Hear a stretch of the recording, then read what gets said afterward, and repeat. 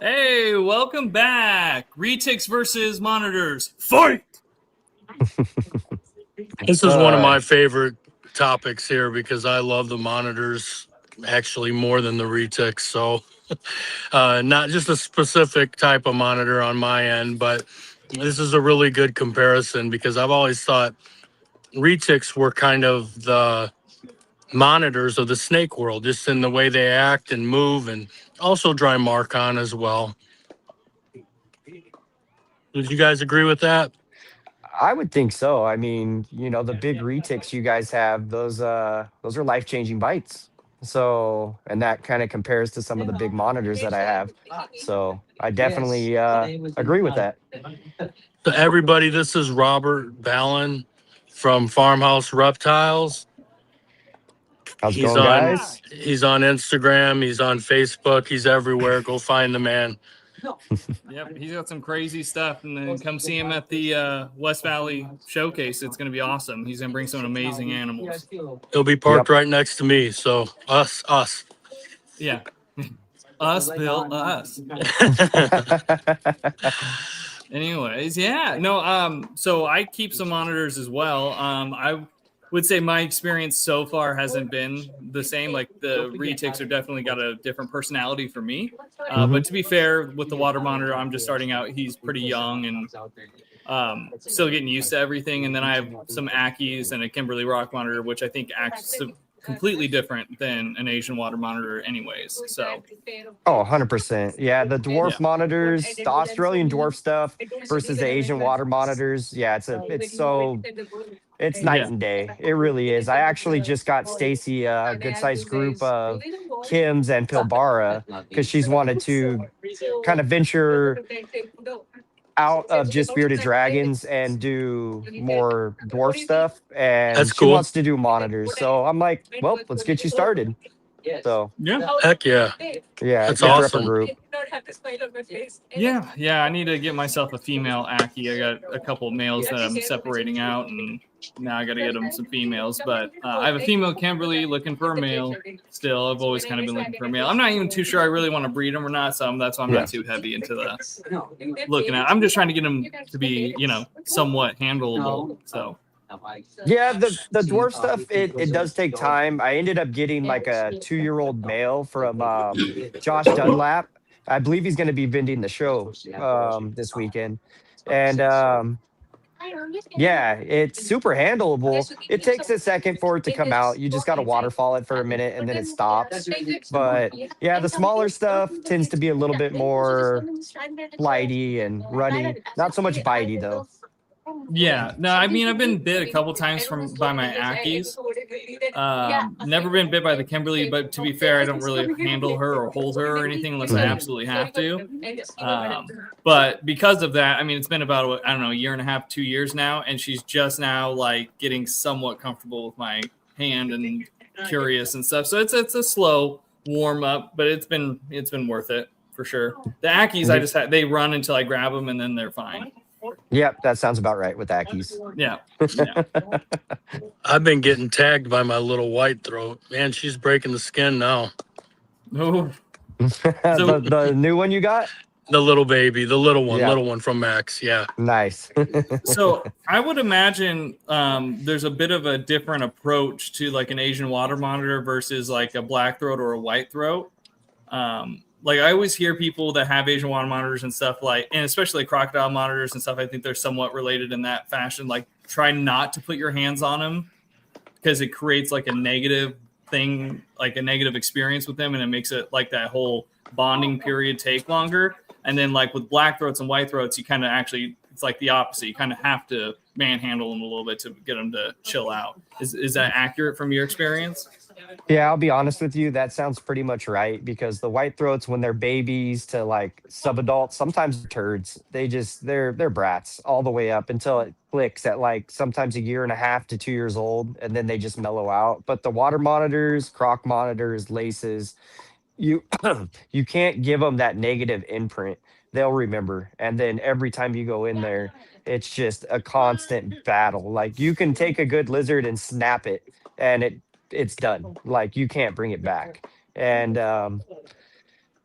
Yeah, so I definitely agree with that statement. And I try to give people when they buy my black dragons, the albinos, whatever they're gearing towards, I try to give them as much advice for what works for me as possible. Like, when you get the lizard home, just leave it be for, a week or two.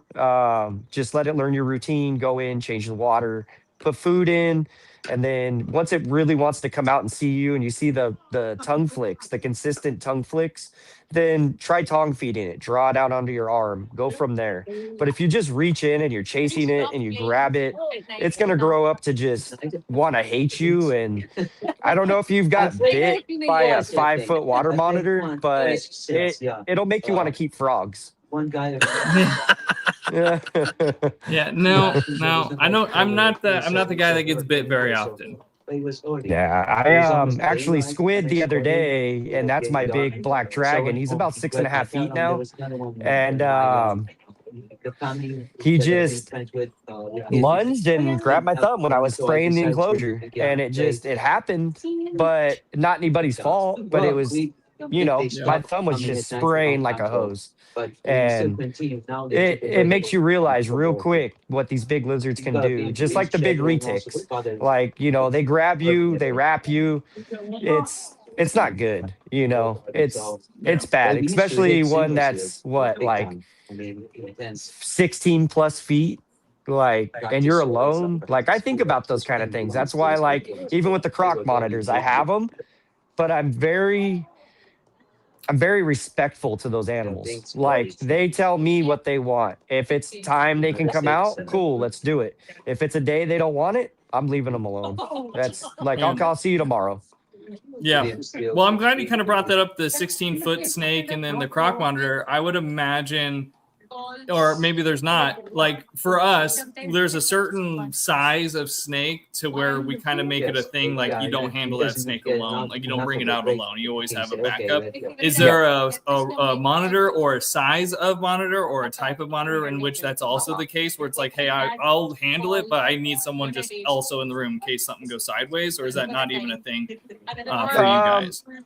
It might be for somebody, but not for me, because the apex ones that I have, that I like, my Yuanis, the Crocs, the ones that are bonded to me, they actually are really bonded to me, and they get aggressive towards other people. So if something goes wrong, I would rather take it and shove them back in the enclosure and not have somebody else, lose motor function of their hand. So, but yeah, no, I get what you're saying. In fact, a buddy of mine, I took care of his facility when he went on a trip, and he's got like a 18-foot, the cow that I was telling you about, Bill. And he said, if you have to clean her water, you need to have 2 people here. He goes, because if something happens, you, unfortunately, it's not good. Like, so yeah. Hey, Levi, you haven't had a monitor, have you? Or have you had much monitor experience yourself? No, just the white throats at CMB. Just my white throats, for the most part. Do you have any? So monitor, you're coming at it from a different that, angle. I mean, you know about them, that but you watch or look at. Not really, just Bill's white throats. I don't have the space yet, so I don't really entertain the idea. Oh, okay. That makes sense. That does. I've got being smart about it. I've got the mainlands, and that's fucking problematic enough. Whose background noise is that? I have. It That's is definitely driving not me mine. up the wall. I think it's Bill. It's like 10 people are talking at once. I can't focus. Yeah. And they might be picking up everybody else around. Oh yeah, that was so. Dana. Yeah. It's almost like Dana's speaking right into the mic. Yeah, no, I mean, what were we talking about? Monitors? You don't like monitors? I mean, I'm a classic overthinker. I will keep watching them to make sure I make the right decision. Yeah, and that's a good choice. I did a lot of that, and then I pick and chose the species that I wanted to work with. And I mean, it ended up being a lot of species, but It's just everything that I've wanted to work with since I got into monitors. So Yeah. it's been nice. Like, I mean, you guys know the feeling of getting your dream snake and all that kind of Mhm. stuff. And to make that happen multiple times is just been like unreal. So, Yeah. and then Yeah. I now to mean, produce them, I mean, now I'm producing ice dragons, coral albinos. I've got lace monitors cooking, black dragons, white throats, um, What the hatched hell is coming an eye ice last year. dragon? So it's basically a T negative. It's just it's a very clean visual form of it. Um, which one? the ice dragons, it's a T Oh, negative. Yeah. So it's a full Okay. albino. I'll have a coral at the show. It's the last one out of my first clutch, but the clutch that just hatched right now, I literally just pulled the last ones out of the incubator yesterday. So they've got about 3.5, 4 weeks before they can go to a new home. At yeah. least you'll I'm have hoping. one. Yeah. Yeah, and then I've got a pair of black dragons I'm bringing, and there's something else I can't remember right now. And then Stacy's bringing some beardeds, and yeah, it's gonna be a good Yeah. time, man. Really looking forward to it. Yeah, Heck yeah. I wish like my monitors were as cool as my Retics as far as like personalities and handleability and able to bring them out and hang out with them and shit. So You hopefully need a one day. white throat. You need a white throat. Hopefully one day. Well, yeah, I mean, I I'm mean, they're not a bad choice, and that's something that, like, to be honest with you, I've talked a lot of people out of water monitors because just white throats seem to be a better fit for a lot of people. yeah. No, What's I your get it. I take mean, on? Oh, go ahead. no, I was gonna say I get it. I mean, I just always love the water monitor. I like the size, the look of them and stuff like that. I like the the bonding and the trust that you kind of have to earn with them. That kind of just fits with my style of keeping anyways. I'm not a Yep. very hands-on pushing the envelope kind of keeper. I'm a let them dictate the situation. I just know I'm at a stalling point with my guy. Like, I mean, he'll eat certain things off the tongs for me now, but it's still the fight or flight shit that I'm hoping he'll eventually chill out or something. So, yeah. I mean, I've been looking at the white throats. I mean, I always wanted a black throat, but I mean, Bill's kind of got me convinced the white throats are pretty legit. So, Yeah, I mean, Bill would have a fucking army of them at this point right now if he could. If Dana would let him, he would have had like yeah. 30 of them right now, running around the shop and shit. I used to go in and hang out with Vern all the time. I mean, I was there and helped him unbox what is it, Veronica? Yeah. Oh, that's Yeah. awesome. Yeah. So I mean, I love them. I don't get me wrong, I love them. I just like the thing for me was like I wanted the biggest, monitor of that kind of, subspecies, species, whatever. So the black throat, I'm like, oh, they get big, 60 pounds, whatever. I'm like, Oh, that's yeah. kind of what I want. And then obviously, I saw Blackbeard or whatever that one was that was super chill and he was a giant or whatever. But then like every other person that I watched that got a new one, they were all assholes and never really tamed down and stuff like that. So I'm like, oh, maybe that he's more of a one-off. It's it's the weirdest thing. So like when my experience and what I've hatched so far is the white throats, the first couple days, they're super friendly. Like as babies, like no problems. Within the first or after I'd say the first 5 to 7 days, dude, they turn into little dickheads. Like That's it's like so true. you just wave your hand across 30 of them and all their mouths just open. And you're just like, are you fucking kidding me right now? The black dragons come out about 50-50. And they come out about 50-50. So like half of them want to just kill you right out of the egg. And then the other ones just walk right out onto you.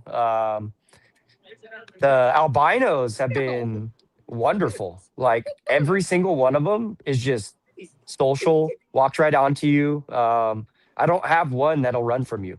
And even the new ones that just hatch, they just walk right out to you. The coming eye, they want to bite the shit out of you. The yellow-headed water monitors, yeah, your fingers are dripping blood when that's done. So, Oh. Which that's so funny because I think like Kagan or whatever from Wolf's World, they just had a clutch of Kamingai, and they're all like trying to jump onto her hand to get out. They're like so fucking friendly, but oh yeah, it's that's just those guys. That was like when they were a little bit bigger, and Sean Hogue, I think, is the one that produced those. I'm pretty in touch with like the monitor world at this point. Yeah. And yeah, they had them and they were selling them for them. And yeah, you get enough socialization, they do really, really well. Yeah. But right out of the egg, like they're demons. They really are. They're little demons. And so I'm actually really it makes me think of the Crocs. So like I have my Crocs paired right now. Um, I don't know how the babies are going to be taking them out of sim containers. I might just set the sim container in the enclosure and open it. Like I'm not even kidding. Like I don't really want to get bit even by a baby croc. So No, well, that's interesting too, because how recent, like, have they been captive produced like for many years? I feel like they're fairly new to getting them to breed captively because people can get them wild caught so easily. you know, there's very, very few people breeding them right now successfully. To be honest with you, the only person right now that I know that has hatched them is this Khaleesi's Dragons in Florida, and then I know Cold Blooded Shop, Ben Siegel, and Josh Buckwild ended up with a clutch. Um, who else is working with them? Jake Grimmer is trying to. Nick So it's fairly Lillis. new to the Yeah, captive there's bred. Yeah. yeah, and most of the any unless it comes from certain people, like you see on Morph Market, they're not captive bred. They're just wild caught. Yeah. Unfortunately, people just try to lie about it for some reason, and they don't realize that it's not going to discourage you from buying the animal. It's just I don't want to be lied to about it being wild caught. Like, Yeah. just be honest with me. Just tell me it's wild caught. That's fine. Exactly. Yeah. So, because there are some species that you have to get, you know, there's very few people that are producing or have ever produced them. So sometimes Mhm. wild caught is your only option, Yeah. you know. And you know, I'm like I said, I'm fortunate to have a lot of stuff like my laces, my Crocs, everything. My Crocs are wild caught. Like I already know that, like 110%. Everything else that I have, minus my Black Dragon female, because she was a wild caught import.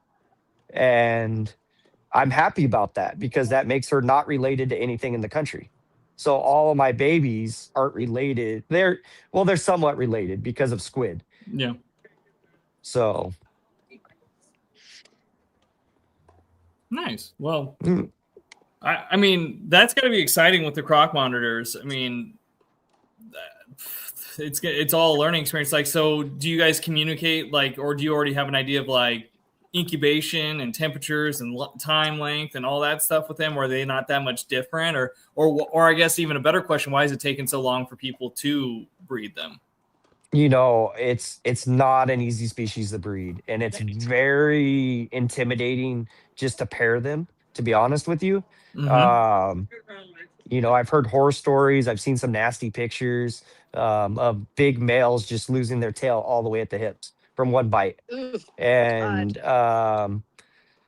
I don't want to experience that. And like, you know, that's the one thing that just freaks me out with those guys. But at the same time, I've already gone in that direction with my giant water monitors. You know, if I watch Triton eat, his teeth are over an inch long.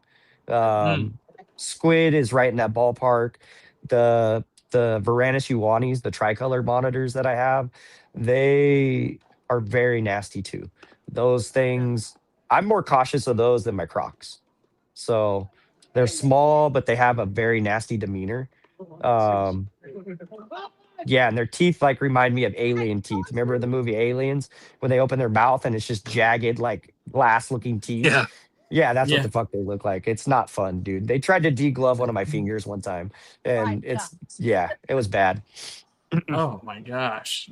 So No, thank you. speaking of teeth a little bit, the white throats and the black throats, they have more molar type teeth. Right, Robert? I mean, if you get Yes, bit by one of them, it's not good, but it's not as severe. it's definitely got less going on there, but at the same time, there's more going on there. It's kind of weird with the white throats and the black throats. So I'm not allergic to anything. Like I'm not allergic, a lot of people are allergic to grass or bee stings, anything like that. I've hatched a lot of white throats. I got bit by a lot of baby white throats. Last October, I had my first reaction to getting bit by a white throat, and it barely like got me on my thumb. It's actually a video, and I just laughed at it. And the next thing you know, like I was really tight in my shoulders and in my chest. It was hard to swallow. And I'm like, all right, don't panic. It'll go away. All right. And then it did.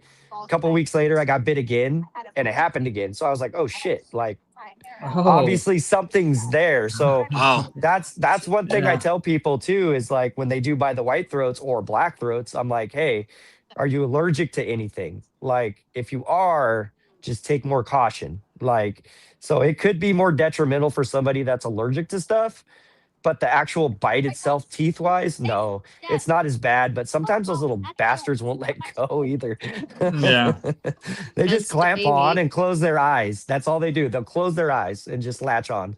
So, With my Like baby, sharks. I'm even thinking about using bite gloves just to get her out because once she's out onto my hands, she's fine. But I mean, I'm starting to bleed now, you know? What do you think, Robert?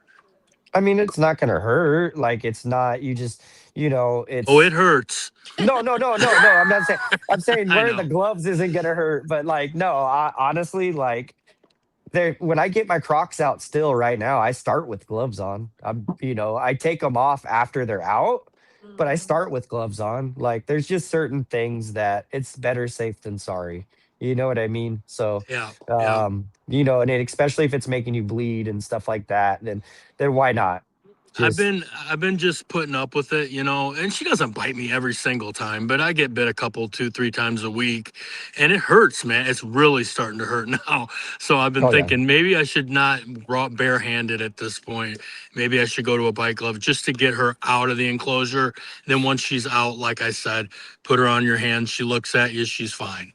Kind of like a Yeah. retic. When you try to get a retic out of the enclosure, it's just a lot of them are very cage defensive or thinking it's food. So there's a food motivation strike or something like that. She's kind of like that. Once I get her out, she's fine. So is that why you guys use hooks most of the time to get the retics out? Got to. Just Yeah, they'll because you bite stick you. your so if you stick your hand in there, it's just gonna grab you. Yep. Most of them will. I'm sure there's some that won't, but I wouldn't risk it. See, so my lace is the same exact thing. If you unlock the cage and you open it, if your first thing is to stick your hand in there and grab the water bowl or something, yeah, he's gonna light you up and he's gonna step back and go, "My bad, bro." Like, I don't know if the snakes do that, but like he doesn't say it, but he steps back like, "Damn it, that wasn't food." And so Right. but yeah, I understand that. Like and with squid now, his feeding responses, I just get him out. I let him come out and then I pick him up. So Yeah. um Yeah. Yeah. That's kind of my method is, go in there, tap them with the hook and either like scoop them up and just bring them out real quick onto my hand, kind of one big quick motion kind of thing. Don't give them real time for hesitation or thinking. Or depending on how it's going, if they're already kind of crawling around where the opening's at or whatever, I'll just open it, let them crawl out, and then I just kind of reach in. So it just really depends. Like it's really behavioral, like what you're kind of watching. If they're coming out in a curious type of behavior, the hook isn't really that necessary. But if you're trying to take them out of their cage while they're in their cage, there's a good chance they think it's food. Gotcha. Yeah, and that makes sense. And you guys have some good sized snakes, so it's better safe than sorry, like I said earlier. There's no Well, I reason to do take one of now because I those. have one of Bill's.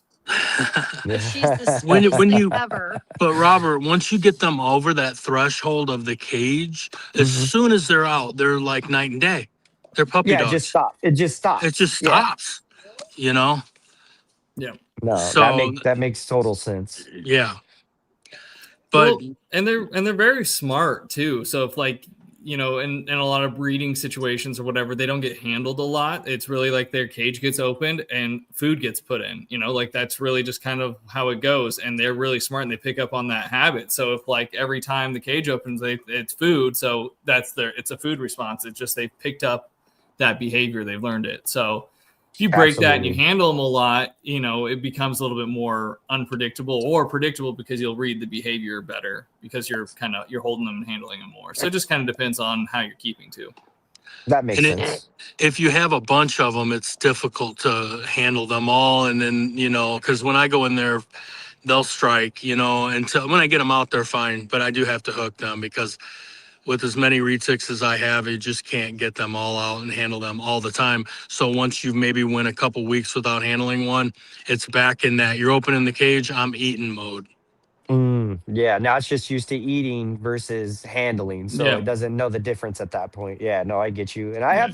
have some monitors that I can step away from a months at a time. I mean, obviously not like maintenance and stuff wise, but like I don't have to interact with them on a daily, weekly, anything like that. They're turnkey animals. And then I have some that if I don't interact with them at least every other day, it takes a turn for the worse real quick with those guys. So like even coming to the show, the croc monitors, because I have the female to the point where I'll be honest with you, if I didn't have them paired, I would have brought my female croc.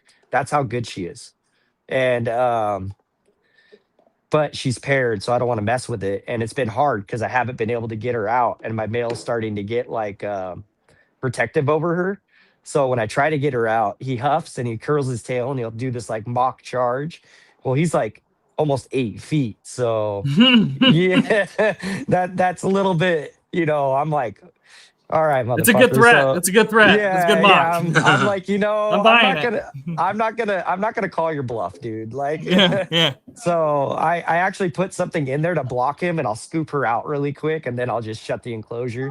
Um but yeah, so I haven't got to interact with her as much as I wanted to over the last couple weeks because they've been together. But I also would like them to pair and lock up. And she's looking pretty thick. So I think the weekend after the show, I'm going to separate them and hopefully I'll see some action in the lay box, 30, 45 days afterwards. So, How many eggs do they usually lay? from what I've seen, it's anywhere from like 3 to 8. Oh shit. Are they big? Yeah, they're pretty decent size eggs, to be honest with you. Oh shit. Because those babies come out at already like, I think 16 to 18 inches long. Oh. Even the Damn. black dragons, they hatch it. They're about a foot long when they hatch. Shit. Yeah, my baby water monitor was a lot bigger than I expected. Yeah. And if you feed it, like, I don't know your feeding schedule with that, but like a baby, juvenile, subadult, I'll feed them 3 to 4 times a week, to be honest with you. And then when they hit adulthood, my males, I slow them down to usually twice a week. And the females, depending if they're getting ready to, I'm gonna pump them up for a cycle or I'm bouncing them back after laying a clutch, is depending on what I feed them and how much I feed them. So, Nice. and then it's Levi, all welcome back. making the appearance. Hey. Hey. Yeah, So what were you gonna say, Levi, before I so rudely interrupted you? Oh no, we covered it. But white throat versus black throat. I have somebody at work asking me. Shot to gun and surrender, full size black throat. The price is unarguably great, obviously, right? She's telling me it's hand tame. Okay. So my big question is white throat versus black throat, right? But as a subcategory, if she came to you and asked for advice, should I take this black throat on? And what should I do if I do take it on? What would you say? So if it's an adult female, and it's already tame, I would give it a good size enclosure, probably like an 8x8.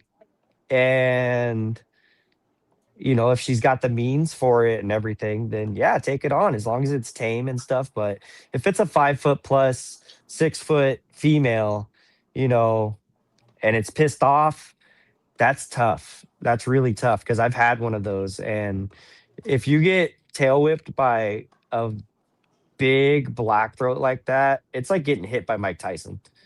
It really is. So I'm not worried about the bites because kind of like, you know, what Lee was saying, you kind of you can manhandle it if you have to. Like they're kind of like a bulldog. So you grab it behind the neck and right behind the tail, behind the hips. It's not going to get you. So yeah, if she's got the space and everything, that's good.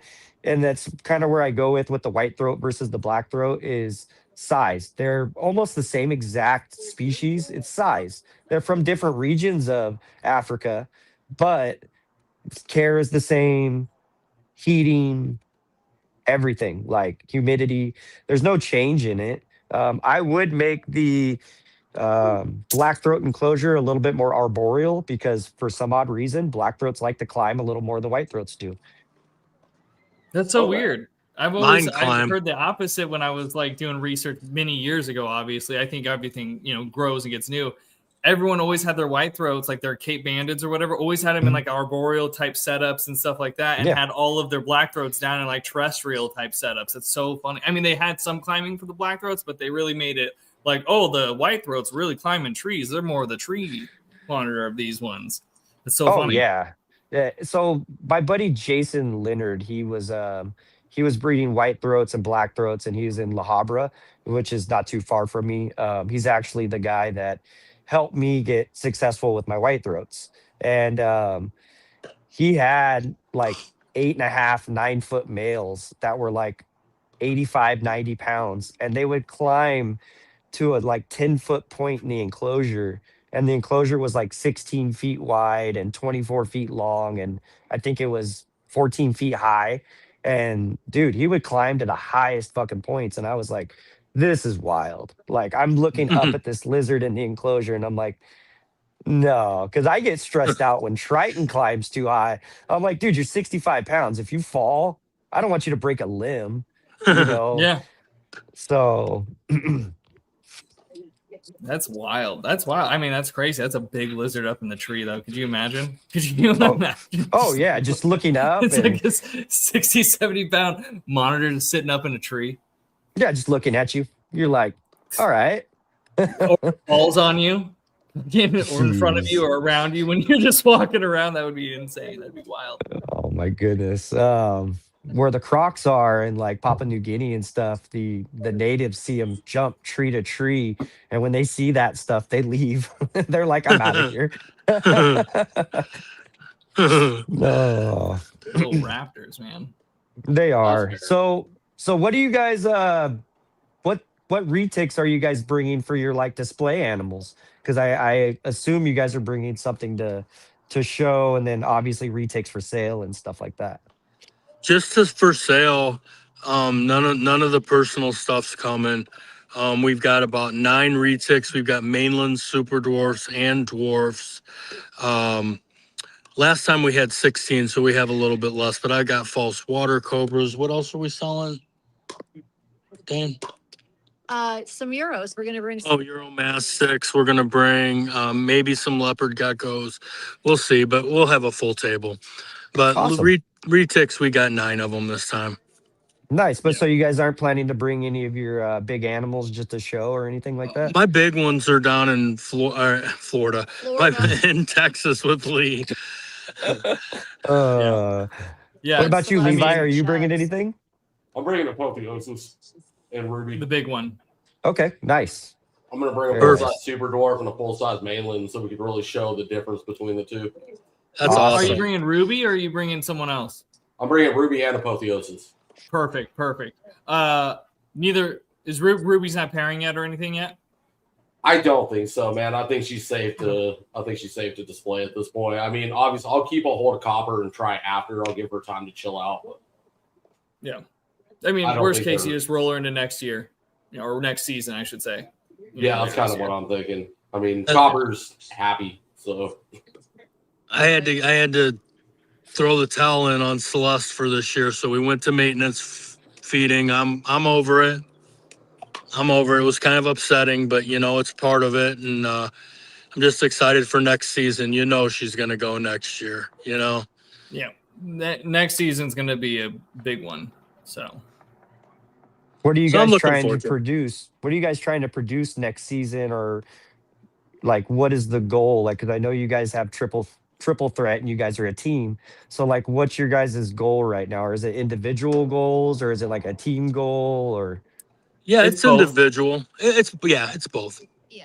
Okay. It's both. Like I'm relying on some of their individual pairings for my future pairings.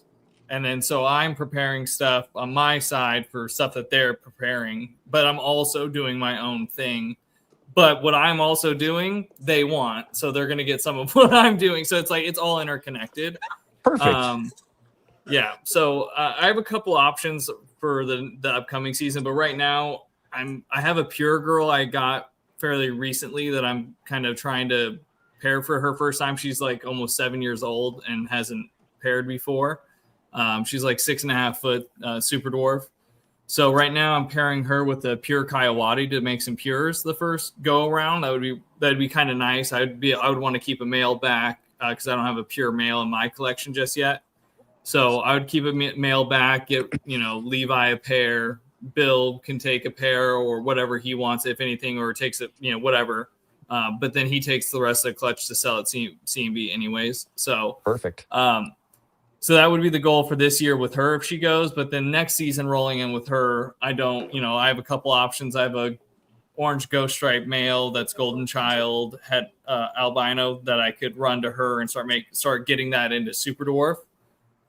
Or if I can get my hands on an ocelot male, I would run the ocelot male first to her, or next season. That'd be my first goal. And then I have Sylvia, who's a super motley. So, and she'd be pairing to my snow. So we'd be making snow stuff, motley snow stuff, stacked on with tiger, golden child, and shit like that. So, like That's awesome. for instance, those two pairings, Lee and I are splitting. Well, we were splitting. If the pure Coyote may go to Sylvia yet, but if she doesn't, our ultimate goal would be to make snows, and Lee has the male to do that. So like you can see, it's all interconnected. Levi has my marble, and he's pairing. So we just ship them around, and it's really become like one collection. We all know each other's snakes and the names of them and who we're talking about, and it's a lot of fun. And one man doesn't have to house that many snakes to do what we can do now. That's perfect. That actually works out great. You guys have a combined goals and individual goals. So like that works great. And then like you said, everything kind of trickles in from each side and helps out. So I mean, that's good. it does help.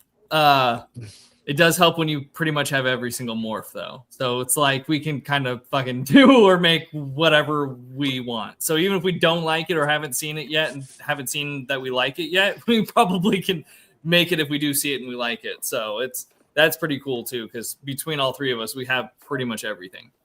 That's pretty fantastic, to be honest with you.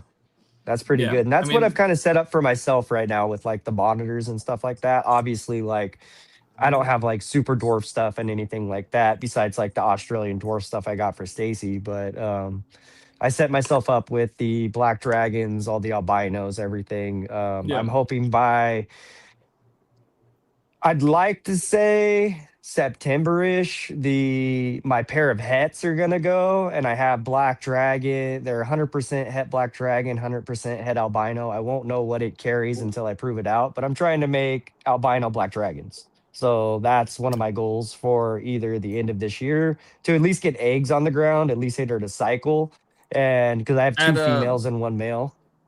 At a risk of sounding like a complete moron, that's what I thought ice dragons were. I thought they were a stacked up albino black dragon. So I thought that's what you had already made. So I was like, fuck, I get to see what these look like. Oh, and then when you posted them, I was like, fuck, that's not what I thought they were going to look like. Maybe they'll fucking lose pattern or something as they get older. But it's got the name, Lee. It's got the name Ice Dragon. Yeah, I just kind of put the two together. I'm like, oh, all right. What does a albino black dragon look like? Is that essentially like a pandapide almost? It's basically like it's an all purple animal. That's what I was hoping for. Okay, hold on. Pause. I have to do my typical thing here.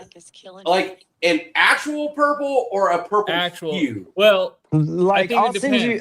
I'll send you pictures when we leave the podcast, and you can see. So a guy in Indo produced, I believe, Team Negative That's what I was black gonna say. dragons, and then here in the States, this guy Daryl, he's actually a friend of mine. I just picked up some visual corals that came out of the visual black dragon clutch. So, or visual albino black dragon clutch. But yes, they've got a very purple tint to them, and Wait, I'm interested to see how they come out. But his are black dragon corals that he produced, and the guy in Indo produced a T negative. What I'm set to produce from seeing what happened with the albinos that I paired up, or they're sorry, not I did. It was actually Nick Lillis. Um, they looked more T pause, so I'm assuming I'm gonna hit like a black dragon T pause. That's what I'm assuming, but we'll wait and see. So okay, hold on. I think I got this. So there's a T negative and a T positive albino, right? yep, Are they allelic with each other? yeah. Is So that what makes you a coral? that's what. So yes, So there so are you end up, lavender. yes. So I would say Levi, it probably depends on the form of albinism, on the type of purple you're going to get from it, just like ours. Yeah, it's a very light pigment purple, but the one in Indo has no pattern to it because of the fact it's a T neg version. The one that Daryl in the States here in the States produced is a coral type, so it's got a little bit of pattern to it, but it's a stellar animal, and I was really excited to get visual corals out of that clutch. So they're obviously possibly het black dragon, but the melanin already on them is like it's crazy. Like I can see the difference between those corals to the corals that I produce because they're just like corals. There's nothing else behind it, you know? Yeah, I That was makes hoping sense. they were going to be Okay. solid purple. I was Yeah, hoping like the dark T positive purple, to be honest. No, honestly, and that's what I'm hoping the T pause ones that I produce, if they come out that way as T pause, because I could end up making corals like Daryl did. Um, but we'll see. It's the end of the year. That's one that hasn't hit yet. Right now, my focus is the Crocs and laces, and then just keeping all my water monitors basically on a timer. So that's all that is they're constantly on a timer. Once a certain point hits, they go again and they start to cycle. Okay. Have we touched on your facility yet? Not too much.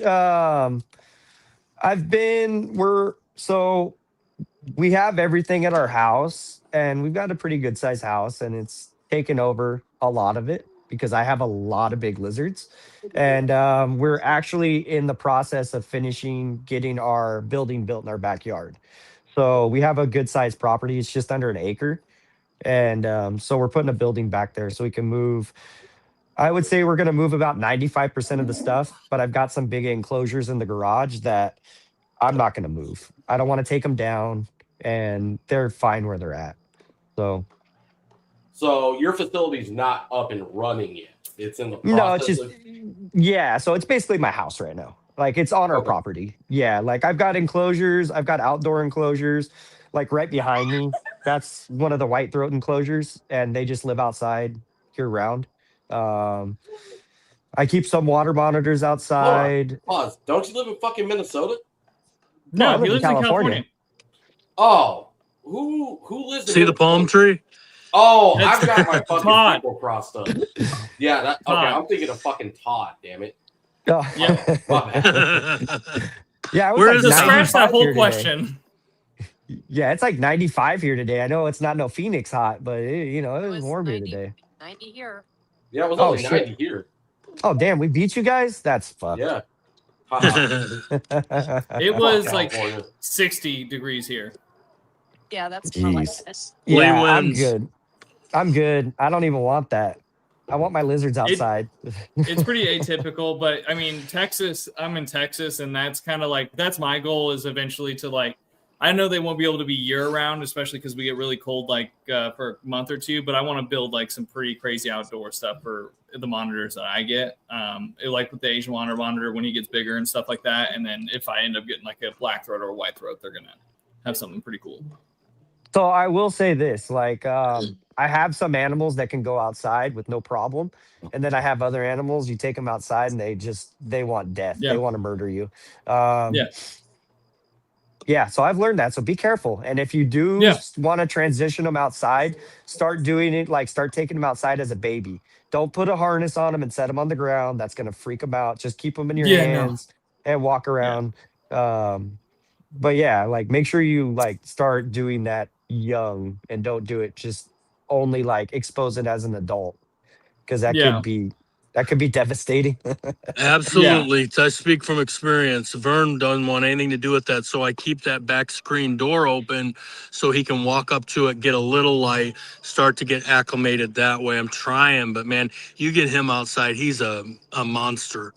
He doesn't even know who I am. Now, do the Does snakes it do see that? different? No. No, they don't care. They once they're out of the enclosure and they pass Dude, that food response, they're fine.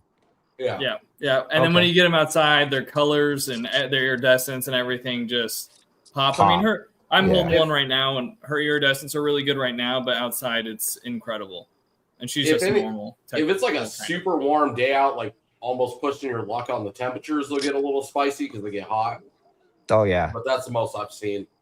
Okay. It's just because they're overheating at that point. They're just like, fuck, it's hot. Yeah. So, It's gotcha. kind of like being stuck in traffic with no AC. Oh yeah. Yep. So have we answered the question, guys? Retics versus monitors? Like what? I mean, I don't think we're going to come to an actual winner, but what are some of the great things about Retics that you like, and what are that we like, and what are some of the things about monitors that just really speak to you, Robert? I guess I'll start with you. What speaks to you about monitors, and why don't you devil into snakes? I know you watch all our Retic stuff, so I know you're pretty knowledgeable to a certain extent on Retics. You're interested in them to a certain point, but what is it about monitors that you like over, say, a Retic? You know, I wouldn't even say it's just over a retic, but monitors for me are just the pinnacle reptile. Like that, then that's just for me. That's the way I look at it. They're apex predators, which retics are too. And to earn their trust and the intelligence that they have, I don't know. It's super rewarding keeping them. The intelligence, like I was saying, there's nothing like just walking into certain rooms that I have and I can open enclosures and these lizards just walk out. And like when you guys see Triton this weekend, it'll really help you guys understand why I like monitors so much, because he's just so friendly. Anybody can interact with him.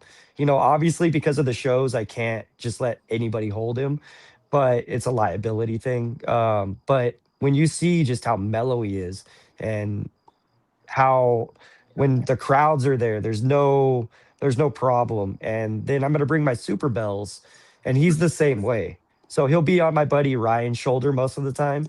And that animal's just going to sit there and they just hang out and they relax. Now, the reason I haven't got into the snakes as of right now and the retics mainly is just my goals and my focus. Um, I would like to say once we have the facility up and running, there might be one retic, maybe two that I'll get. I really like the cow retic. I like the way that it looks, and then I believe it was the one that Lee mentioned. It's like a motley. It's the one that's all black and like super iridescent in the sunlight. Golden child. Golden Is Child that it? Molly. I'm Golden bringing Child? that Yeah. to the show. There we go. So That's Levi's jam. So those one of each of those I would probably go for. And I don't know if they have that in the dwarf stuff that you guys do, but if they Yeah. did, I'd be fucking pumped. Then I'd be even more enticed because then I'm not, if I get a female, I know I'm dealing 18 foot plus when it gets as an adult. I'd rather be dealing with something that's, 10 to 14 feet versus 18 plus feet. So that 4 feet makes a damn difference, man. Yeah. I mean, Well, Bill I mean, got to good- see it firsthand how easy it is to move Ruby versus the Apotheosis. I gotta fucking channel my inner bodybuilder. Oh, that's why I'm excited to see it. I'm happy that you're bringing them because that way I can see it. You know, I've seen some big retics in the enclosures because I have friends around here that breed retics, but you know, I've never really taken them out and all that kind of stuff. And I've seen some that they're fucking as thick as my damn torso, dude. And I'm like, I'm like, I don't have it in me for that. Like the big monitors, that's fine. I don't know what it is, but the giant snakes, I'm like, much respect. It's just not my forte or cup of tea. Well, I mean, you go like I can say for a fact, like picking up Vern versus picking up Apotheosis, it's a lot easier to manage Vern than it is Apotheosis. It's double the length, almost probably triple the length. You've got all the girth in the center of the monitor versus their girth spreads out, and they do whatever they want. Monitors, you can kind of like obviously you can guide a retic, but you're putting strength into that guide. Like you're really trying to persuade them to go this way, versus like Bill will effortlessly move Vern and Veronica around the shop. They'll just kind of go where he needs them to go. There's no like, I need you to go this way, and the snake's like, no, fuck you, I'm going this way. It trust me, like I even fucking what is it, Wildfire? Like you see this that dude fucking he's ripped, right? And these big monsters he's pulling out, like he's struggling with them. Like they're fucking strong animals, man. Their determination will. And they're just a solid fucking piece of muscle. That's all they are. Is they're a solid piece of muscle. That's it. From head to toe, they're muscle. So, you know. Hence why I deal with the dwarf and super dwarf stuff. I mean, your boy's not muscular in any way, shape, or form. So when Apotheosis wants to go, she goes. You're just like, all right, I guess that's where you're heading. I'm like, all right, let's try this again. Hold up, let's try this again. And God forbid they wrap around something. Because I mean, if they get partial wrap, you have a chance. But if they go all the way around, you're done. You're done. Somebody go get a rabbit because I get the fuck up. Like she got behind. I had enclosures back here at one point. She got behind those. They were up on bricks. She got into one of the bricks, back around the enclosure, and I was just like, you know what? Sat on the other side of the garage. I'm like, when you decide to come out, you're coming out. Like, you're gonna move everything with you. Oh yeah. Yeah, you're like, I can't do anything right now because you're gonna tear everything out. And that's kind of funny that you say that. So like Stacy and I went and picked up a couple water monitors from somebody. It was a while ago, and I just got my new Ram 2500 diesel, and we get to the house and I take both the tubs out, unload one, get in the other tub, and it's fucking empty. And I'm like, what the fuck? And this is like a 3-foot water monitor. And I'm like, where is this thing at? I go back into the truck and I see shed by the foot pedal. It went all the way up into my dash behind the digital cluster. And I had to rip my dash apart on my brand new fucking truck to get a damn water monitor out. And I was like, oh my God. Oh my God. I was like, I was like, thank God for YouTube. You know what I mean? Like, that's hold on. What year is it? Oh, it's a 2021. That's no easy fucking beat, man. That's a lot of work to get a goddamn lizard out of there. Dude, I swear to God, it was like 100 fucking little tiny screws and like 50 clips. And I was like, I'm breaking something for sure. Like, I'm not even trying to, but something's going to fucking break. But no, I got it all back. So I work in a body shop, so I know your pain. Yeah, you knew. You already knew. So, and I was like, I'm not taking this thing in to have somebody to pay to have this done. That's going to cost like $2,000 to do that. And I'm like, nope, I'm doing it. So I just did it and got the lizard out. Oh, and I was scared because, you know, it wrapped up in all the cords back there. If you do body shop work, you know what's in that dash. You're like, I'm like, dude. Something's unplugged for sure. Like if you got that in and out with no problem, man, that's congratulations. I mean, maybe you have a calling in this industry. Oh God, dude. No, That's that was my impressive. that was my one and only time, and I definitely I had a few crash outs during that moment, and I'm sure I lost a screwdriver or something. It probably is in the neighbor's yard still. What's up, Bill? Okay, so a couple of things. Robert, are you using your sim container incubators specifically now or exclusively now? Are you using Yes. your old standby?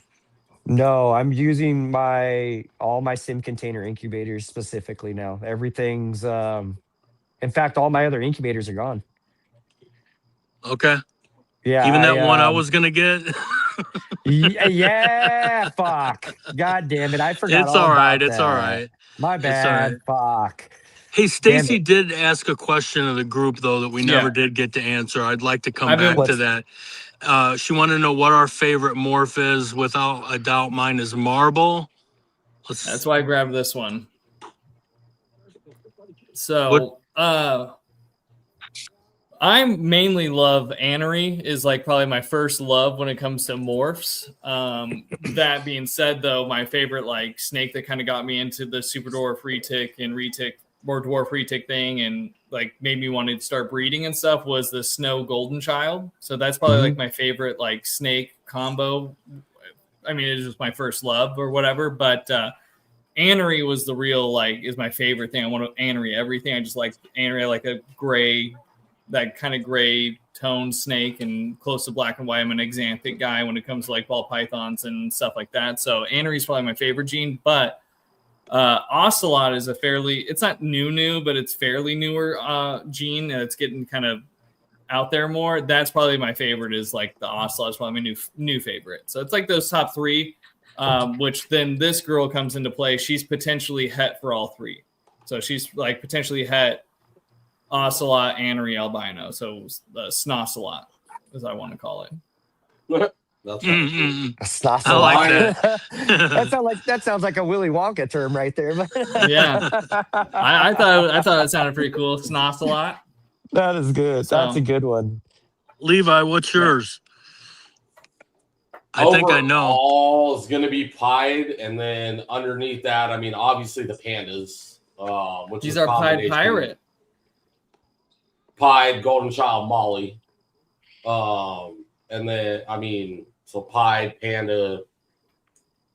Fuck, man. I don't want to give copper back, man. Like I'm really falling in love with marble. Like it is like the insanity of just this one genetic.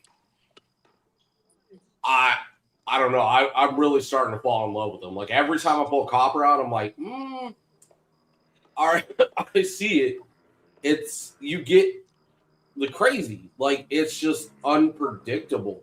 It's like, chaos. And the speckled and the lines and the color and the way that everything blends together. I'm like, In Super Dwarf, I love it, but I also kind of want to see a full-size marble mainland female. I don't necessarily want her, but I want to see it. But it's a badass genetic. I'm falling in love with it. So, and then I want to see it in pie. I don't know if it's been made yet. I'm not that caught up, but I feel like if you could splotch that somehow with the white, the black, like the white with the black lining and marble in there, like panda pied marbles, maybe. I don't know. I don't know where I'm trying to go with it, but it would be bad. Yeah. I mean, when it comes to marble, I will say, like, I think the marbles look better with the like locality blood in it, like the Karampa or the Kalatoa, or any of those locality bloods make the marble, in my opinion, like be more marbly, more chaos, more like speckled, just everything. The problem that I see, like I experience it with my Sun Tiger girl, who's just Slayer and mostly like mainland, is that chaos and the marble like is not there. Like if you told me, like if I showed her to you and said like I didn't tell you that she was marble, you would just think she's a Sun Tiger, maybe has platinum in there. You wouldn't think there's marble in there. I think maybe it loses too much of the chaos and just turns kind of stripy, kind of tigery. And even if it didn't look marble and you couldn't identify it, you always know a marble by the green fluid in the egg. The marbles have green fluid. Yeah. See, that's cool, interesting. too. So, Yeah. doesn't Tiger do that to everything though? Like where it kind of just starts to wash it? It depends, but Tiger is very known to like kind of stripe out and be like a more over dominant like trait. Like it really kind of covers everything. But you can see some Tiger marbles that are 50% or 62% Kalatoa, and they're a little bit more messy. Like that back pattern is definitely more marble, like we're used to seeing, more coppery, like what copper looks like. So Where that this girl locality really punches the I think- genetic through. but that's what I like. See, I like even more chaos, where Bill kind of likes that chaos, but he kind of likes that in a clean stripe at the top, kind of like how Esther is. I'm the opposite. I want that chaos even more chaotic and all over. I don't want any striping. I want it to be completely random, just muddiness and madness all over. And the best examples of that I ever saw were the ones that had Karampa in it. Okay. So Because of that tight little pattern up on the neck and everything. Yeah. It's already a wild pattern. I mean, ones that have like a really good looking Kalatoa in it too. Like the ones that have like a lot of locality blood in it look the best. Honestly, at two, the other ones that look really, really good are the Ternate ones. Ternate and marble goes really good together. I have to agree on that. I've seen a couple of them and I'm just, holy shit. I think haven't there's a seen one. There's a Ternate Kalatoa marble that's out there. I don't know what the percentage breakdown is, but I know it's got both those localities in it. It's probably the best looking marble I'd ever seen.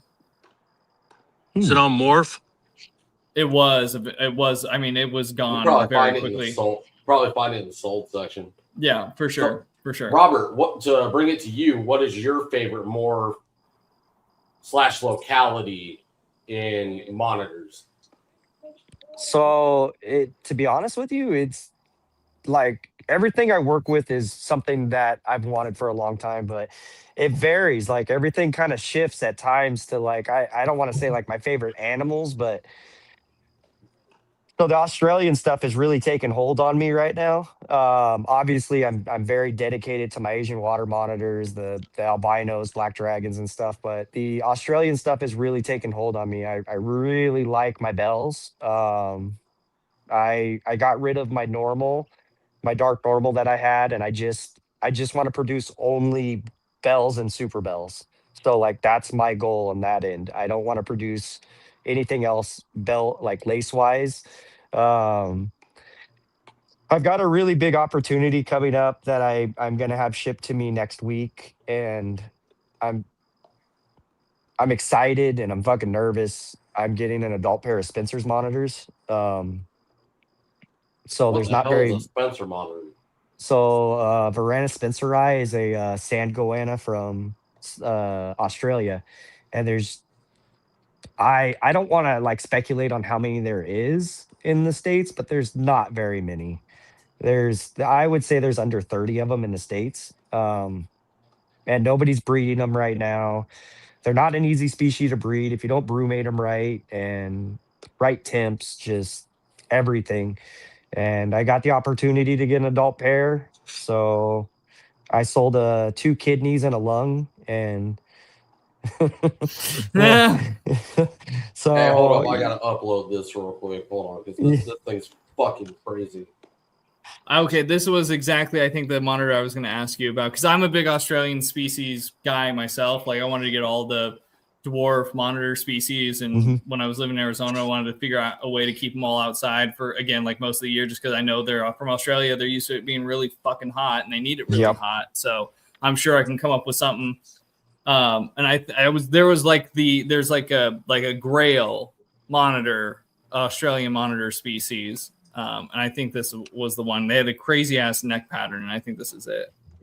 Yeah, hold on, I'm about to. Yeah, the Spencers is something I didn't think would happen, and when the opportunity appeared, I lost a couple fucking nights worth of sleep, and then dedicated it, and I feel we're not getting into that tonight. I mean, actually, hold on, pause. We'll get into that. We're gonna let Levi's crash out fucking stop.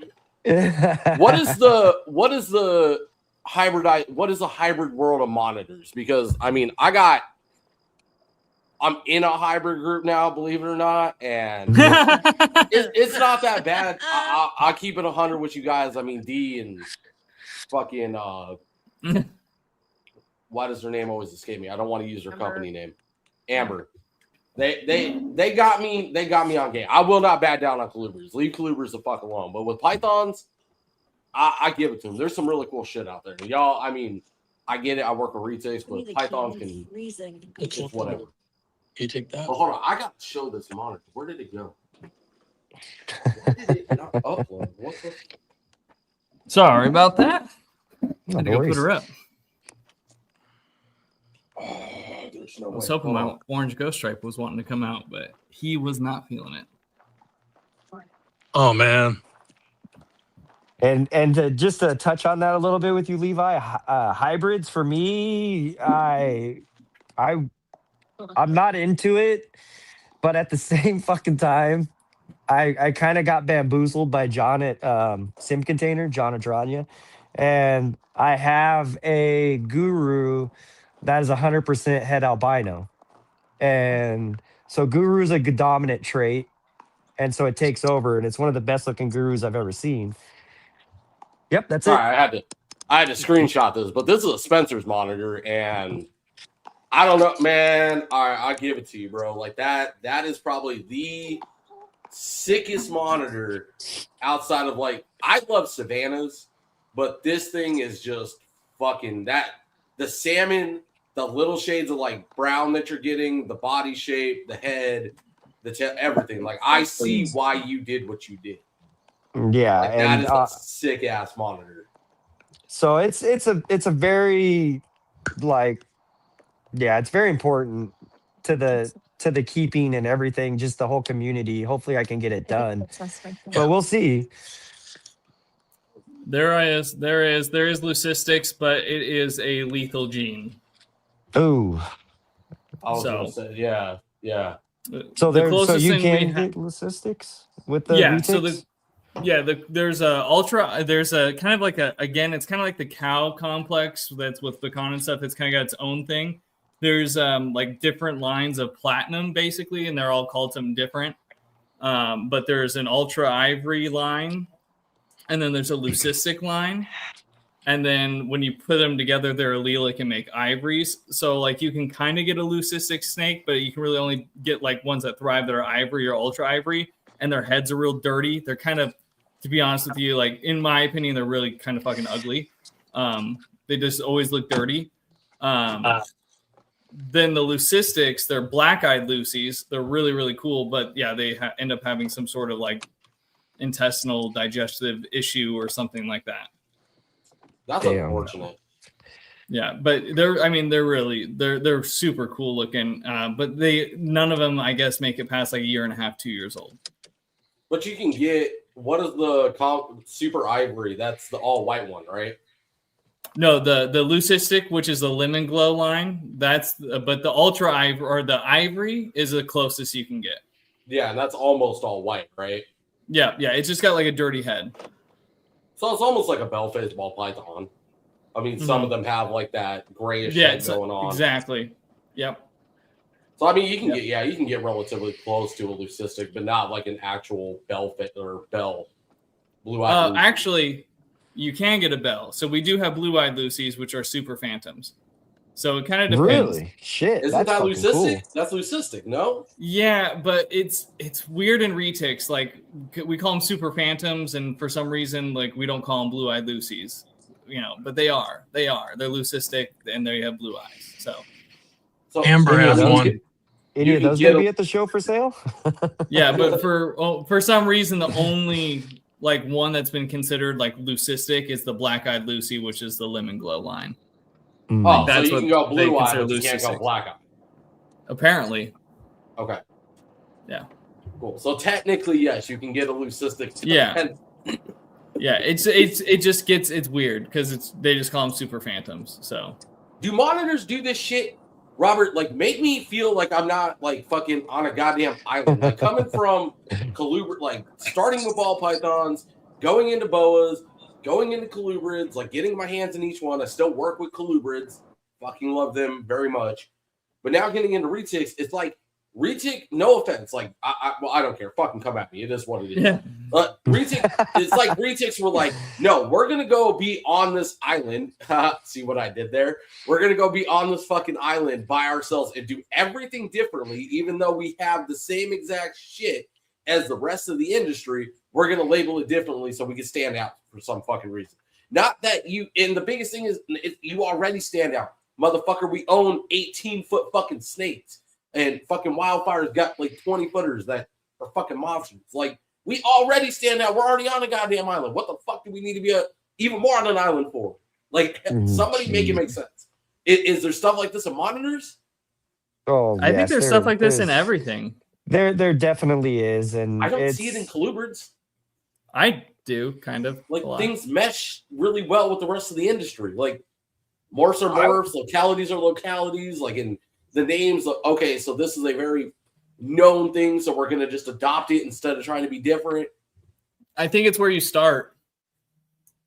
So I'll be honest with you, I see a lot of that in the monitor world, but it's not as like, I guess it's more behind the scenes than that people put it out in the front. And so though I do see it, and I see the bantering, and I see the copying, and it's, you just got to let your work speak for itself at that point. You got to let your quality speak for itself. You got to let your brand speak for itself. But no, it's the same shit, Levi. It really is. Okay. And I've dealt with some of it myself.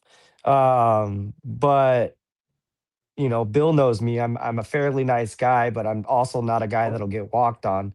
So, you know, I have my moments to where you'd probably think I'm just an outright fucking asshole, and probably some people really do think I'm an outright asshole. But there's other people that are going to tell you I'd give you the shirt off my back. So It just depends on what side of you the person deserves to see. I treat everybody accordingly. Because, like, So- I mean, some people in this industry, I'll show you colors of the crayon. I'll show you colors in a crayon box you didn't know fucking existed. Oh, 100%. And then you've also got to watch out for people that are just around you trying to know what you're doing. Like, because there's some stuff, obviously, I don't have to disclose. I don't have to show or do anything. You know, I'm more excited about the Spencers. That's why I mentioned it. But there's a lot of people I'd that be excited they- too. Shit. you know, but there's a lot of people that watch you, what you're doing, not because they're interested, but they're just interested to, like, either, like I was saying, copy you, or just find some fucking way to try to throw you under the bus. They're trying to be like the fucking reptile police and shit like that for stupid reasons. And, you know, I see it in the snake world. I see it in the lizard world, bearded dragons, everything. Yeah, bearded, that's facts. bearded dragons is, I'm going to be honest with you, with my wife being in the bearded dragons, like, I've seen that community, and it makes me very grateful for the fucking monitor community, because most of us don't gatekeep.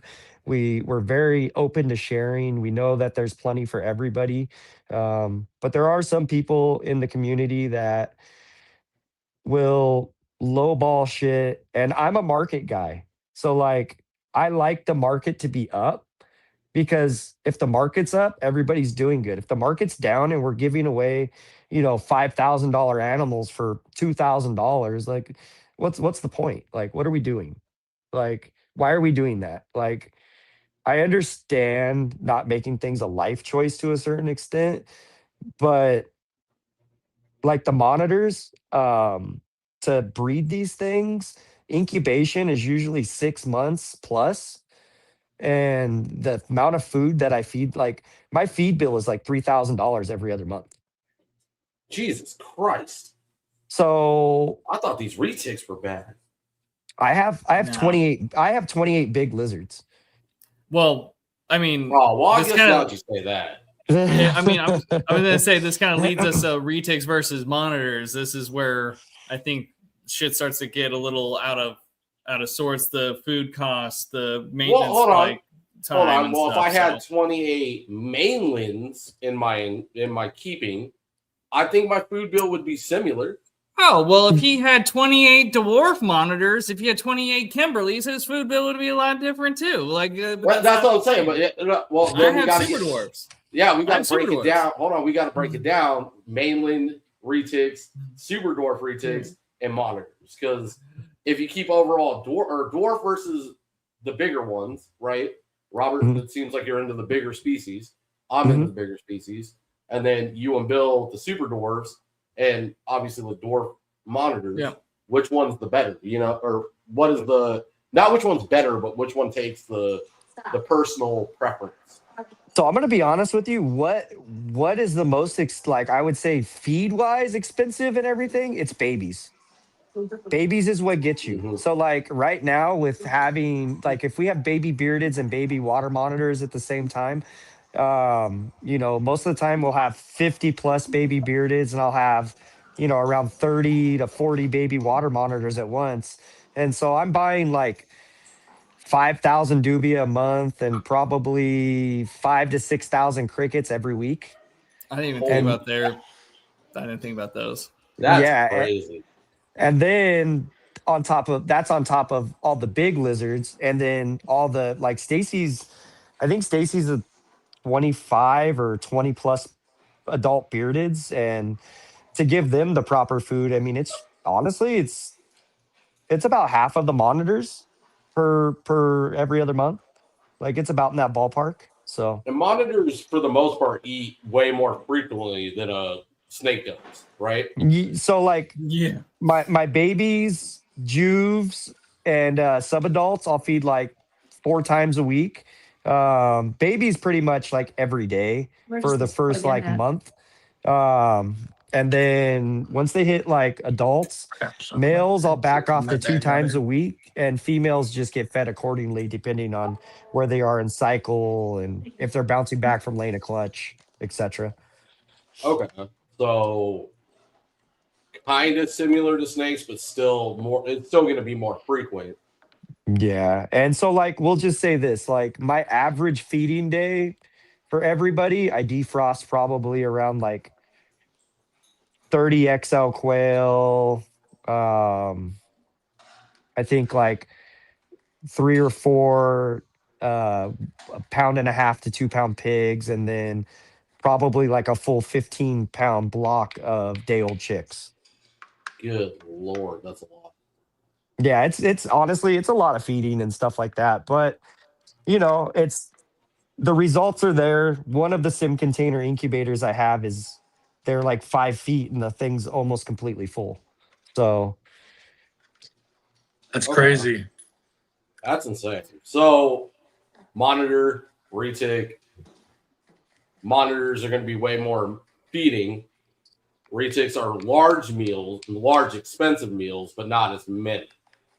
I think, I mean, when we had Lucas on, he kind of broke it down into a reality. I'd like even with the bigger, snakes, he's feeding that one pig or a rabbit or whatever he's getting, and he's getting it for like $50, and he's feeding it every like 3 months or whatever. And you break that down, he's like spending $10 a month to feed a big ass fucking snake. So it's actually a lot cheaper than you realize to feed a bigger snake than the smaller ones. and another They, thing too with the monitors, like Bill knows this big time about me. I do not feed grocery store food. If it comes I'm from the done with it. grocers, yeah, like, and I'm not, and it's no, and I'm not bashing anybody. I'm not saying anything. This is just me. Um, but I do not feed grocery store food. If it goes to the grocery store, it's for us. It's not for them. That's fair. If you look at a lot of the ground up meats, they have like rosemary extract in them. And then not only that, but the chemicals we use to wipe down the counters, our stomachs are designed to break all that down. Their stomachs aren't. So it's going to lead to gout, kidney disease, liver failure. There's things that happen. So most animals that have like end up with gout, liver disease, stuff like that, it's because they were fed like a grocery store diet their whole life, or they were only fed rodents. Okay. So Okay. rodents for monitors, like you can't just feed rodents. You will end up fucking them up. Like that's why I really only feed rats 2 weeks before a cycle, and that's it. Otherwise than that, my males don't get rats unless a female denies it. I'm not going to throw it away. I'll throw it to one of the males, but they don't get rats. They get quail. Like I want lean, like it's considered a superfood. So Okay, okay. Have you thought about breeding your own quail? I do, but I don't have the time, man. I'm going to be honest with you. I work like 60 plus hours a week and then come home, do all the waters, feedings, and I change waters pretty much every day. What do you do for work? Just out of curiosity. I'm a machinist. So we take round stock and grind it down to tenths of thousandths of an inch. It's a lot of like government and medical applications. Oh, cool. Okay, my late father-in-law was a machinist. Yeah, so it's nice. My work is actually only about 8 minutes from my house. So I have a super huge commute. It's rough. Hey, you know what? Real shit though. I've heard people live like 15 minutes away from work, but it takes them 35 to get there because of fucking traffic in Cali. So, Oh, dude. No, honestly, I don't even got to get on the freeway. Like, if I really wanted to, I could fucking ride a bike there. But that's not happening. I don't. No. ain't nobody got So time for that. no, I ain't doing that shit. No, I don't know. Some of these e-bikes that are out there, man, they're pretty fucking fast and badass. dude. These kids around here right now with these e-bikes, they make you not want to ride them. They're like a bunch of little gangs. They'll wheelie at your car and shit, and it's like, oh my god. I'm like, so one of these days you're gonna end up a little ketchup packet. It's what you're gonna end up, and don't come crying to me. Dude, Like, so I mean, similar to you, I mean, not well, kind of similar, Chevy versus Dodge, but I drive a big ass diesel and I damn near smoked one of them kids in my neighborhood. I was like, dude, you don't even know. Like, you're on a 50-pound e-bike going 45 miles an hour, cutting off a 2,500 truck. You're not going to win this. Like, you're fucking dumb. no, and that's the same thing. I've got the 2500, the diesel too, and don't do that. Don't cut in front of a tank. Like you're cutting in front of a 7,000 pound vehicle. Like that's stupid. Don't do that to your mama. Like, be smart. No. Yeah. Yeah. Be smart, But y'all. Like, my kid's got an e-bike, and I'm like, dude, you fucking cut in front of a truck, a car. I don't care if you cut another e-bike off. I'm whooping your ass. Like, you just don't do stupid, reckless shit at fast speeds. Like, you have no idea. Like, yeah, the e-bike he has doesn't go that fast, but like these fucking little like mimic dirt bike e-bikes that they have out there, dude, these things, this kid flew by me. I'm like doing 55 and he's going faster than I am. I'm like, Jesus Christ, man. those little fucking Surons, that's what they're called. And I rode one of those because one of the neighbors has one. And dude, that fucking thing does 80 miles an hour. And like as fast as you can turn the fucking throttle, you're already at 80 miles an hour. And I'm like, damn. I'm like, why didn't I have this when I was a kid? It's dangerous.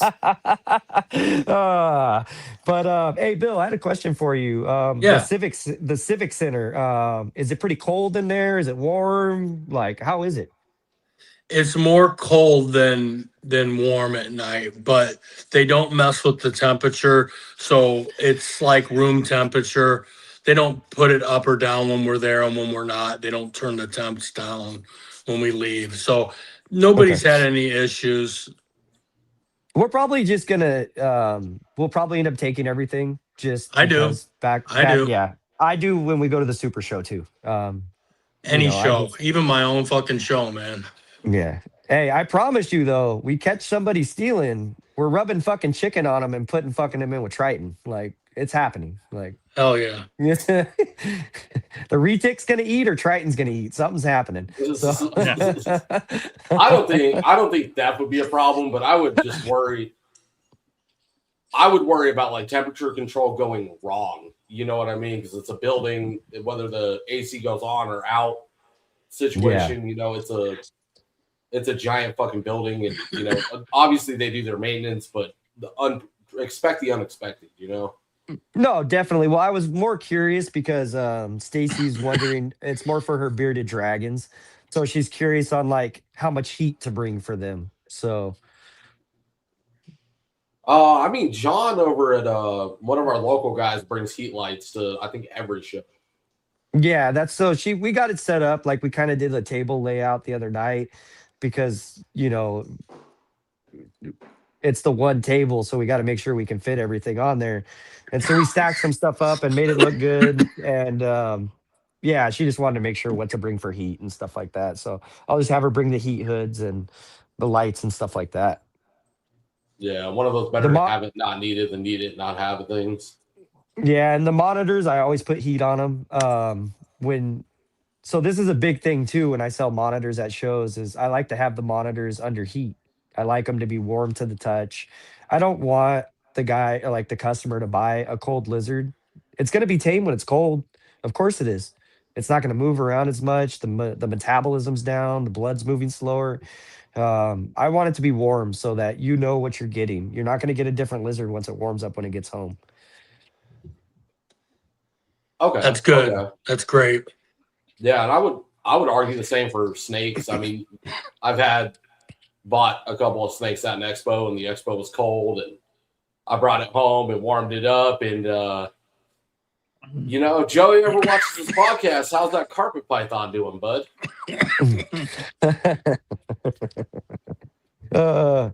It's not that bad, Levi. It's just a carpet python. There's no way, dude. This thing was the most food motivated / aggressive snake I've ever dealt with. Like, I'd feel more comfortable picking up a pissed off Western Diamondback than I was comfortable holding this carpet. Like, it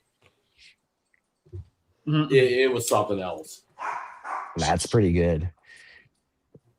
What else was I gonna say? Nice. So what else are you bringing, Bill? You gonna bring like Vern or Veronica to show off at the show or anything? Or No, I just don't want to worry about them, and I will, and I just can't. I just don't want to worry about them.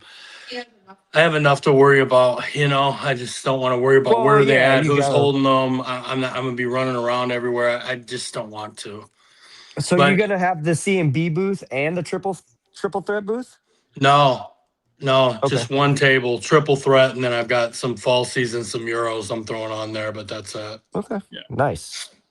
But you'll bring Triton, so gosh, guys, if you heard a lot about Triton tonight, you can come see him at the West Valley Reptile Showcase here in Glendale, Arizona.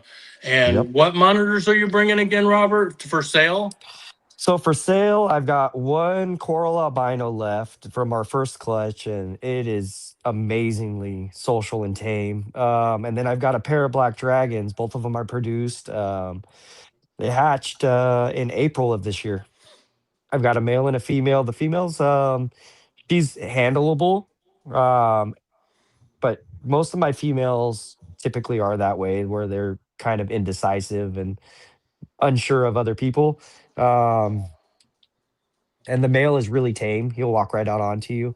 And he's about 3 foot. Female's about 2 foot. And that's the only monitors we're bringing for sale. Bringing a red tegu. It's not obviously a monitor. We're having that on the table. And then Stacy's going to have a lot of her red monsters, red monster chromas. And display wise will be Triton and my Super Bells Toxin. They'll be right next to us. I don't know if they separated our table, if they're going to separate our tables, but if not, it'll be one big long table. Awesome. Because I don't know where they have us, if there's room to separate them. That's why they're all three together. But if not, it'll be a big party table. Either way, It'll be we'll fun. We'll have a separate good them time. we'll separate them if we can, but for a little more room. But if we can't, we can't. It's going to be great. It's Amber, us, and you. So it's going to be awesome. Awesome. And then I'm just like, for if there's room, I brought a little 4-foot table to stick on the side. If there's room for it. Because Stacy was thinking about displaying one of her adult male beardeds. So I told her, Okay. if there's room, we'll put it there. If there's not, throw it back in the truck. It's not a big deal. So All right, we'll try to make it work though. okay. And then I also have an extra banner, like one of the stand-up, like that, the retractable ones. Did you want Yeah. that for the front just to display stuff? I can bring How it if big you is want. it? It's like, I would say it's like 30 inches wide and like 6 foot tall. Nah, the one I've got to put up is 8x8. I think Okay. Amber's got that covered, but thank you. But I don't have Okay. one that size. Okay, yeah. And then we have our 8x8 banner. that's going to go behind our table, and another stand-up banner that'll go like somewhere around there. So We'll make it work. yes, sir. I'm looking forward to it. We're I going to can't leave wait. tomorrow morning about like 8:39. Should put us out there around like 2:30. We'll check into the hotel and then head over to the Civic Center. Can't wait, man. Looking forward to I it. I fly in at 11. I'm excited. Nice. Looking forward to seeing everybody. Heck Lee, yeah. before you check that Uber, call me. If I can break away, I will. Okay, Or yeah, do you- because I get in right at 11. Okay. dude, I probably can. If you don't want an Uber, I'm gonna try to make it work. So we'll talk about it later. Yeah, you can shoot me a text like while I'm flying, and you can just let me know like, hey, I'm coming to get you, or get an Uber, and it'll come through as soon as I land, and I'll know what I need to do. Okay, Be perfect. Can you text me when the plane takes off? Yeah, Sorry, of course. podcast. That's just to all make part sure of it. it's on time. You know. Yeah. But as far as everything went, like monitors versus retics, I wouldn't even say that there's a clear winner in that, because everything has its clear ups and there's obviously downs with everything. But it all is going to come down to personal preference. You know what I mean? All I will It- say is they both beat colubrids. So Excuse the fuck out of you. hey, hey, hey, What? hey. I was gonna make fun of ball pythons, but you know. I mean, Hey, hey. that's like picking like that's like picking on the that one kid in class. You don't do that. Whoa, It's don't too get us easy. canceled, Lee. That's what I said. That one kid. So don't retics be are the stinky. Yeah, don't be the stinky kid in class. All right. Yeah.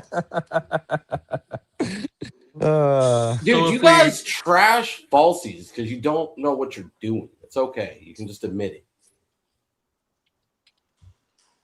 retics or monitors? I'll start. Monitors. All right. I can't pick one or the other because I don't have any If you had hands-on- to. I can't. Like, I don't have any hands-on experience with monitors like in my own possession. So Okay, fair. this weekend, I'm gonna let you hold the baby coral, get you to interact with Triton and the bells, and then we'll get your answer. Perfect. I'm gonna go retic. I don't know. Like, I don't know. I want to get, okay, so here would be like, I don't know, like my half wrap-up question for you. If I wanted to get my feet wet in the monitors, right? But I didn't want to go head first and sign up. I've already got the fucking apotheosis is already enough work just by herself, let alone everything else. If I wanted to add something to get into monitors, what would be your best suggestion? A white throat. Okay. Yeah. Say less. Just a white throat. Honestly, they're wonderful to keep. You see how happy Bill is with them. Everybody that interacts with them at the shop, they enjoy them. That's actually been a bread and butter animal for me. It's a staple for us. I've talked about stop breeding them, but every time I've mentioned that to certain people, they let me know you sell those faster than anything. So why would you do that? And as of right now, I think I've hatched a little bit over 300. So God. You're probably one of the biggest white throat breeders in the country. You probably produced as many as anybody, if not more.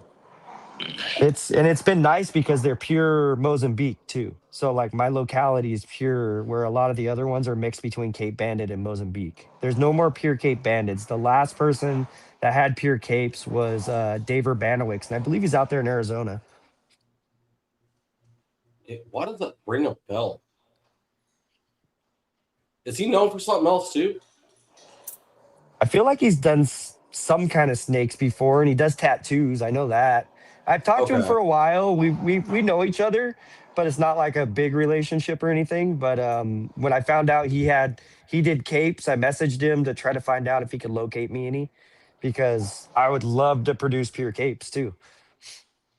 Let's not Oh. forget the fact one of the best things about having a white throat is that they're litter box trainable. I mean, I can't say this enough to people. It's such a benefit, man. I mean, I know the water monitors are easy. They go in the water. But the white throats just going in the litter box for me is just the icing on the cake. It's problematic with the water monitors. So like you go around and you got a lot of water monitors and you start changing waters and you're all happy about it and you circle back around when you're done and you notice every single one of them look like they did when you started. You're like, son of a fucking bitch. I'm like, fuck, man. Like Triton will get in his 300-gallon tub while it's empty and I'll start filling it up and he'll shit and I'll have to empty it out again. And I'm like, come on, bro. Like, you got to stop that. Man, I think this is definitely calling for you need to come back because I have tons of questions and I realize we're like so far into this episode already because I could keep going all night long because I was going to say like you're in a weird predicament with the Cape Banded Mozambique. It seems like for the pure locality stuff, you said there's only one really pure and everything else is mixed. And I know like a lot of people like I guess had a hard time moving the mixed stuff, but I guess you guys don't really have a choice. It's either mixed or pure Mozambique, really, right? I mean, so it's like kind of really limited. I just bought two mixed, and that's just where it's at. Like, and there's nothing wrong with them. Like I told Bill, there's absolutely nothing wrong with them. But it kind of goes where Levi was talking, like with the pure stuff. Like I like pure localities. Like I like things to just stay one set. Like I have I have a big female T-Paws Madura locality. I don't have a Madura male yet. I won't breed her to my other albinos because she's not the same locality. So I'm very stickler on that. Like like when you see my adults and you see my babies, they've got like a big, like they're rusty. They have a pure rust color on them. Bills will have spots and like portions that have the rust, and then you can see the banding. His banding is a lot more like thicker and darker than what comes on mine because he has the cape in his, but it also has the Mozambique. So, but the ones that I'm getting in next weekend, Bill, all those cape or not, sorry, not capes, but all those white throats are coming in. And I'm really interested to see what they all look like because he was saying the females are Mozambique and the male might be Cape. And so I'm just curious what they look like. I don't have any leads on any female capes or anything, but yeah, so I'll probably just sell the male, to be honest with you. I'll probably keep the females at this point and sell the male. Yeah, I like the capes. They seem to be a little bit brighter. It seems like the Mozambiques are a little smaller. Am I right on that? Or yes, am I okay? No, you're 100%. Yeah. They're great. I mean, you're right. They look a little different. You know, you can I can see it in like when I picked mine out, some of them look Mozambique, some of them look Cape, and then some of them look mixed, of course. But some of them look Cape, you know, but they're not. No. You know. Well, it kind of leads me into it's like you probably, I guess, could polygenically even breed those to look like capes, even if they're not full capes then, right? And maybe do it with some regularity, maybe? I would, my thought process on that is, and I'm not a big person to do any kind of line breeding, but unfortunately for that kind of situation, I would take the two darkest animals with the most pronounced banding and no rust colors on them. Hopefully end up with a male and female, raise them up, breed them back together, and hopefully you'll end up with darker animals. So darker animals with bright banding. yes, so like you'll end up with the better banding, and you'll continue that. You won't ever end up with a pure cape because it's already mudded down. Yeah.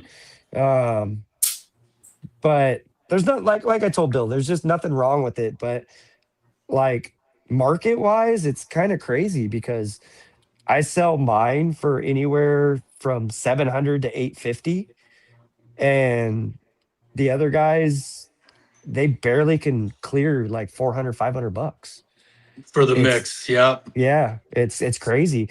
In fact, I don't even think they go that high. I don't know what you paid, but like I discussed with you what a lot of them were wholesaled for, and it was ridiculous. Like I got it wholesale. Good. See, that's great. That's great. So it was I think I told you what I paid. I'll tell you later, but Yeah. it was just really reasonable. So you know how that It makes it situation easy. played out. It What's makes it that? easy. It makes it Yeah. easy when it's a good price. You know what And I I mean? don't care if they're mixed. I mean, I understand the locality thing. It applies to retics and monitors as well. But personally, they're my pets. Even if they don't breed, I don't care. No, and it doesn't matter. Like I told you, as long as you're happy with it, it's still a white throat. It's not Right. going to change that. Like it's, it's just, I'm a locality weenie when it comes to that. Like I want it to be pure. So Can I throw a female black throat in with my group? I definitely would not. Definitely do not hybridize. No No, I hybridizing. mean, would they get along though? Would they get along? The problem is, we'll just say this: if she got in there and got big, because the last female black throat I had ended up being about 6 foot. Um, if she got to that size and became alpha, she would beat the crap out of every single one of those white throats all the time. I'm not taking that risk. Oh And man. that, and that, and that's a big possibility because, like I told you, my white throat female, my proven one, she whoops my male's ass. Like she bites him, fucking they're biting each other. He fucking bit himself because she was biting him. He thought he bit her. I'm like, you guys are fucking retarded. I'm like, that's the only thing I can say about that is, and I know that's not that's a frowned upon word, but those guys were it's something else. That's the one plus part about Guess breeding they're white allowed to throats. say it. Yeah, it's the plus part about breeding white throats is when they do beat each other up, they don't beat each other up. It's not a vet trip. Hold Right. on, pause. Right. Pause. Lee, what the fuck kind of dance was that, bro? Because I was like, hey, I was dancing on that word, and you're like, hey, don't do that. And then he just drops it, and I'm the only one that really reacted, like, oh. I'm not trying to get mean, nobody canceled here. It's No, fine. hey, It's fine. it's you. Fucking- I didn't say it. Well, it's no, so I funny.